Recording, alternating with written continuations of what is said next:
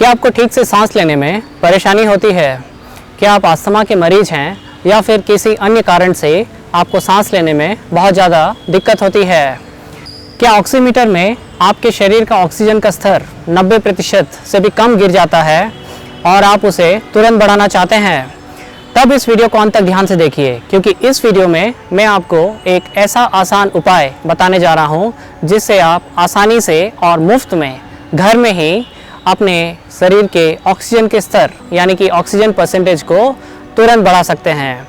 ये वीडियो बहुत ही ज़्यादा महत्वपूर्ण है क्योंकि इससे किसी की जान बच सकती है, लेकिन इस बात का ध्यान रखें कि ये अस्पताल और डॉक्टर का विकल्प नहीं है। तो अंत तक वीडियो को पूरी तरह से ध्यान से देखिए।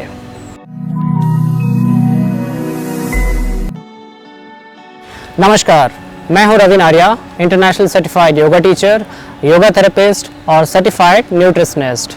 आजकल पूरी दुनिया में अनेक लोगों को सांस लेने में बहुत ज़्यादा तकलीफ हो रही है और उनके शरीर में ऑक्सीजन का स्तर बहुत ज़्यादा गिर जा रहा है। इससे उन्हें काफ़ी पीड़ा होती है और उन्हें तुरंत ऑक्सीजन मास्क या फिर अस्पताल में जाना पड़ता है। लेकिन जब तक ऑक्सीजन मास्क या फिर अस्पताल तक जाएं, तब तक अपने शरीर में ऑक्सीजन के स्तर को कैसे हम बना सकते हैं या फिर बढ़ा सकते हैं, वो हम इस वीडियो में आज देखेंगे। आज जो हम उपाय सीखने जा रहे हैं वो एकदम आसान है और एकदम मुफ्त है, और जिसमें सिर्फ आपको 3 से 4 तकिए यानी कि पिलोस चाहिए और बस उससे आप अपने ऑक्सीजन के स्तर को तुरंत बढ़ा सकते हैं। इस उपाय का नाम है प्रोन ब्रीथिंग या फिर प्रोन वेंटिलेशन। आइए देखें कि प्रोन ब्रीथिंग या फिर प्रोन वेंटिलेशन कैसे करें और अपने शरीर में ऑक्सीजन के स्तर को कैसे बढ़ाएं। सबसे पहले प्रोन ब्रीथिंग या फिर प्रोन वेंटिलेशन के लिए आपको 3 से 4 तकिए की ज़रूरत पड़ेगी, 3 से 4 पिलोस। मैंने एक गोल तकिया लिया हुआ है और 2 साधारण तकिए लिए हुए हैं। गोल तकिया मैंने इसलिए लिया हुआ है ताकि पाँव के जो ऊंचाई होती है वो थोड़ा ज़्यादा हो जाए। सबसे पहले आपको क्या करना है, आपको बिस्तर पर या फिर नीचे चटाई पर ऐसे लेट जाना है और आपको एक तकिया पाँव के नीचे, एक तकिया यहाँ कमर के नीचे और एक तकिया सर के नीचे रखना है। ऐसे जो कमर के नीचे जो आप तकिया रखेंगे वो थोड़ी मोटी होनी चाहिए। अगर आपका पेट बढ़ा हुआ है या फिर आपकी तोंद बड़ी हुई है तो आप यहाँ पर 2 तकिए भी रख सकते हैं। जैसे मान लीजिए अगर किसी की तोंद बड़ी हुई है तो ऐसे 2 तकिए भी रख सकते हैं। लेकिन अगर आप थोड़े पतले हैं तो आप एक तकिए से भी आपका काम आराम से चल सकता है। तो इसके लिए हमको सबसे पहले क्या करना है, ये तकिए को ऐसे कमर के नीचे रखना है और एक तकिया पाँव के नीचे रख सकते हैं ताकि पाँव की ऊंचाई थोड़ी ज़्यादा हो जाए, और उसके बाद आप इसके ऊपर ऐसे लेट सकते हैं। ध्यान रहे कि पेट के नीचे तकिया नहीं लगाना है, कमर के नीचे लगाना है, और ऐसे आप सो सकते हैं। इस पोजीशन को प्रोन ब्रीथिंग या फिर प्रोन वेंटिलेशन कहते हैं। ऐसे आप कम से कम 45 मिनट से 1 घंटे तक लेटे रहें। थोड़ी देर के बाद आप अपने सर को इस तरफ घुमाकर भी आराम कर सकते हैं। आप देखेंगे कि थोड़ी देर इस अवस्था में लेटने के बाद आपके शरीर में ऑक्सीजन का स्तर बढ़ जाएगा और आपको बहुत ज़्यादा आराम मिलेगा। अगर आपको इस अवस्था में आराम नहीं मिल रहा है तो आप एक और तकिया कमर के नीचे लगा सकते हैं और उससे आपको थोड़ा सा ज़्यादा आराम मिल जाएगा। तो आइए देखें कि प्रोन वेंटिलेशन या फिर प्रोन ब्रीथिंग कैसे काम करता है। सबसे पहले जब हम एक साधारणतः स्थिति यानी कि सुपाइन पोजीशन इसको कहते हैं, जहाँ पर हम पीठ के बल लेटते हैं, तो इसे सुपाइन पोजीशन कहते हैं। इसमें क्या होता है, इसमें जो हृदय होता है वो फेफड़ों को थोड़ा सा दबाता है, क्योंकि हृदय का भार फेफड़ों के ऊपर थोड़ा सा गिरता है और पेट का भी भार थोड़ा सा फेफड़ों के ऊपर गिरता है। तो यहाँ पर आप देख सकते हैं ये जो लाल एरोज़ हैं, ये हृदय का भार और पेट का भार मिलकर थोड़ा सा फेफड़ों को दबा देते हैं, और फेफड़ों के अंदर वायु कोशिकाएँ करोड़ों की मात्रा में होती हैं जिन्हें एल्वोली कहते हैं। तो ये वायु कोशिकाएँ थोड़ी सी दब जाती हैं और यहाँ पर आप देख सकते हैं कि वो संकुचित हो गई हैं, यानी कि दब गई हैं और सिकुड़ गई हैं।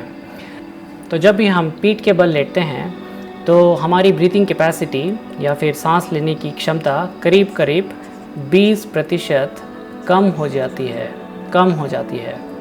जिनके शरीर में ऑक्सीजन लेवल्स 90% से भी ज़्यादा है उन्हें तो कोई फ़र्क नहीं पड़ता, लेकिन जिनके शरीर में ऑक्सीजन लेवल्स की कमी हो जाती है, मान लीजिए 80% हो जाती है या फिर 70 या फिर 60 या फिर 50 हो जाती है, उनके शरीर में काफ़ी फ़र्क पड़ता है जब और वो लोग सुपाइन पोजीशन यानी कि पीठ के बल लेटते हैं और उन्हें और थोड़ा सा कम हो जाता है। जब हम प्रोन पोजीशन में आते हैं, प्रोन वेंटिलेशन में हम प्रोन पोजीशन में सोते हैं। प्रोन पोजीशन मतलब हम यहाँ पर पेट के बल लेटते हैं।